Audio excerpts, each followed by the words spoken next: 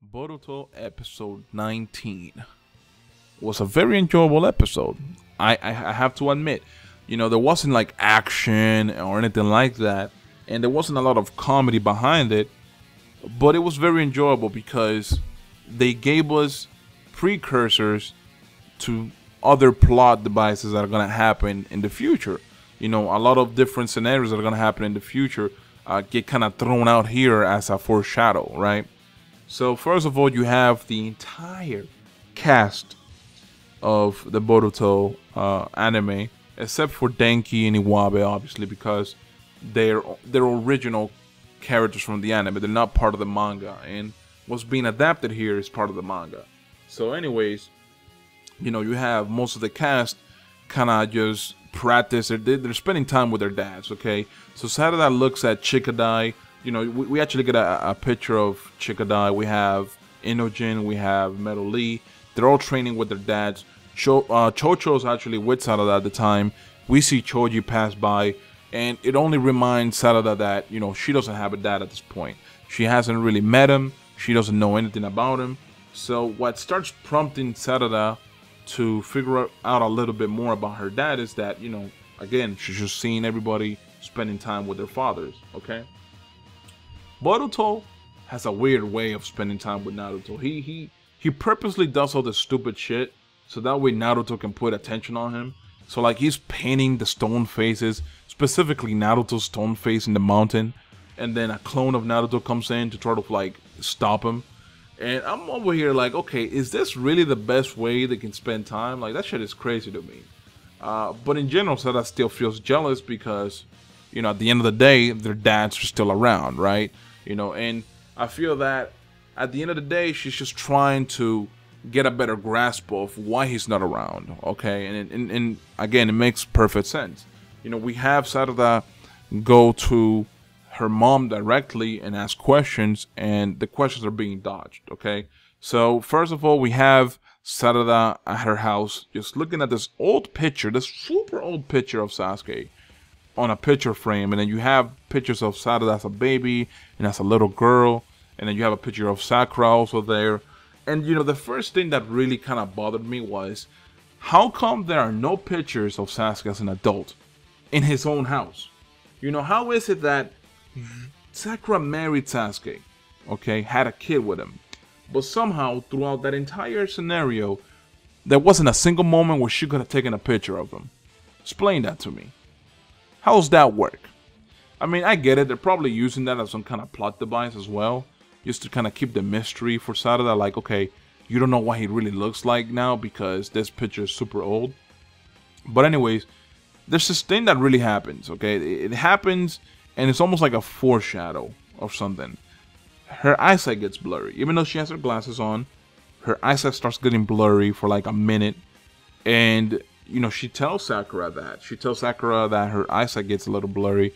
And Sakura got really fucking worried. And that's when I started thinking like, wait, is this like a foreshadow to something? Because the thing with me was, I read the manga chapter, but at the same time, I don't remember everything. Like there are gaps in my memory about what specifically happened with everything. So I don't know every little detail, or at least I don't remember it. And the way Sakura reacted kind of, it like put me off. I'm like, yo, wait. Did something go on in the past or something? Like, because that's what she gave me. That's the feeling that she gave me, like right off the bat when she acted like that. Because she had groceries and she fucking dropped those groceries on the floor and then just ran to Sarada. And Sarada's like, yo, chill. It was just, I got blurry for a little moment. It's okay. So Sarada starts asking questions, okay, to Sakura while they're eating dinner. She asks something really simple, nothing too harmful. She asks him, did Sasuke used to wear glasses? Because Sarada wears glasses because she has bad eyesight. So because Sakura has really good eyesight, she's assuming, okay, maybe my dad had really bad eyesight and that's why I ended up having it too, because of genetics. Sakura says, I don't know. Probably. And I'm over here like, son, I get it. I get why she's doing this. I understand. It's for the mystery of Sasuke, adding mystery to who her dad is, all that good shit. That's why the writers are doing this. But you being out, like even if you watch only like 20 episodes of Naruto, you know that Sakura would know if Sasuke had a mole in his left butt cheek, on the inside of his left butt cheek, no less, on the inside, not outside of his left butt cheek, right on the inside. She would know because she's obsessed with Sasuke. So it's kind of like a funny moment for me, specifically because I'm like, you lying, bitch. You know you lying. You would know if he had glasses or not. And Sarada really asked, Sarada says something that's actually a little harsh, but at the same time, it's on the money. She says, are you really his wife? Because it's like, son, how do you not know if your husband has glasses or not? How do you not know that? It makes no sense. And again, the question gets dodged. Alright? It gets dodged. So Sarada goes to the library to find more information about the Uchiha clan and the lineage and all that good stuff in hopes of finding out more info about Sasuke. But, it comes out short. I gotta say though, that little part with the library was actually very enjoyable because Sarada was learning new information about the Sharingan that she didn't know before. Okay? Even though we knew this information, she didn't know it. So it was exciting to see a new character learn this information firsthand. It was cool for me. And, she asked for specific data about Sasuke on the library, which I didn't know you could do. I guess you could go up on the library and ask the dude in the desk, hey, I need specific data on this person. Can you give it to me? Okay? Apparently Sasuke's data is restricted. Nobody can access it. Maybe there's just something there that shouldn't be shown. Or there's information on Sasuke that just in general is classified. So probably they restricted his entire profile, I guess. Anyways, you have Sarada at her house again. But this time, Sakura's there outside, I guess taking the laundry because it was drying or something. This isn't important information about the laundry. Let me stop. Let me stop. And, Sarada really gets upset because she asked Sakura, when is his mission gonna end? When is Sasuke's mission gonna end? Okay? As you guys already know, Sasuke gets intel for Naruto. And the intel serves in order to pretty much, serve the Leaf Village in some way. And if you guys read the light novel for Sasuke or seen the animated version of the light novel, you get the explanation as to why Sasuke's not around. Okay, so the basic explanation was that he's traveling around because if he were to be in the Leaf Village, enemies of Sasuke would try to target the Leaf Village. But because he's traveling around and everybody knows he's not in the Leaf Village, they're not going to try to target the village itself because they know he's not there. Okay, so that's the general gist of it. And it was a pretty cool thing. It was a pretty cool detail that they gave us, for when that specific story got animated. Because that's the only chance I actually had to get the information out of the light novel. Because I didn't read the light novel. I don't like light novels, alright? I don't like reading because I'm illiterate. Anyways, we move on to the specific part where Sakura gets upset because Sarada is just prying, okay? Sarada just says, listen, what is your relationship, okay, with my dad? Because you don't seem to know jack shit about him, even though you're married, okay? Sakura gets upset and does this punch in the floor, and she just fucks up the whole floor, accidentally demolishes her whole house, okay? And then she faints because of that. We cut away to Shizune coming in. They transport Sakura to the hospital. Sarada kind of stays back, takes out some pictures.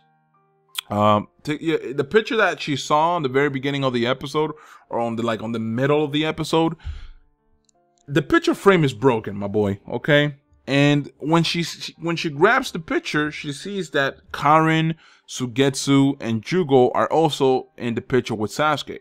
So basically, Sakura had this bright ass idea to hide a picture on a picture frame.